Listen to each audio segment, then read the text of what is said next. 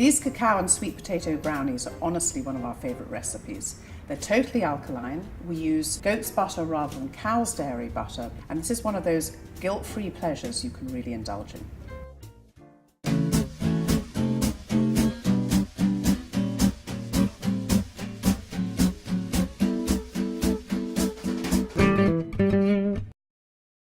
So the first thing we're going to do to make these sweet potato brownies is going to add the dry ingredients into a bowl.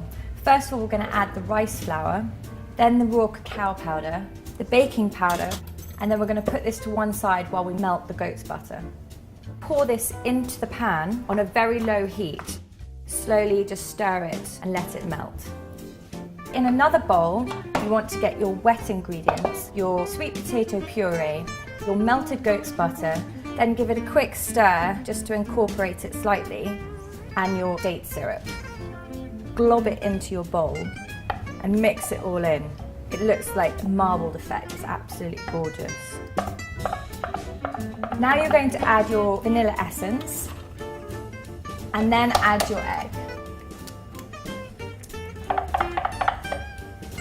Now remember, if you need a chocolate fix, this is one of the quickest recipes that you can just knock up in a few minutes.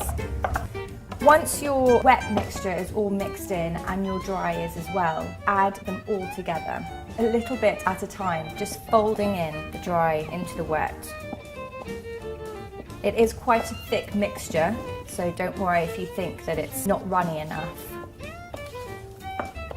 Now you've got all your ingredients in your bowl, my number one thing is always the taste test to make sure it's sweet enough. So all you have to do is try it. And it's definitely sweet enough. And if you think you have a sweeter tooth than this, just add some more date syrup. It will just make it a little bit more moist. It's absolutely delicious. And then all we're going to do is pour it into the tin. Then just spread it out as thick or as thin as you want it. It is a thicker mixture than you would normally expect, but because of the sweet potato, it's going to make it incredibly velvety. So once your mixture is in your tin, you need to put it into a preheated oven at 175 degrees.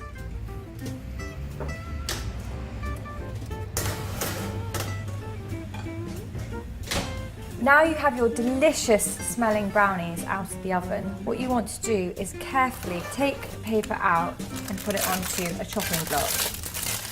You want to leave them for about 15 minutes to make sure that they cool down. Then you need to cut them as big or as small as you want. Now I like big chunky pieces of brownie. Then place them onto a cooling rack.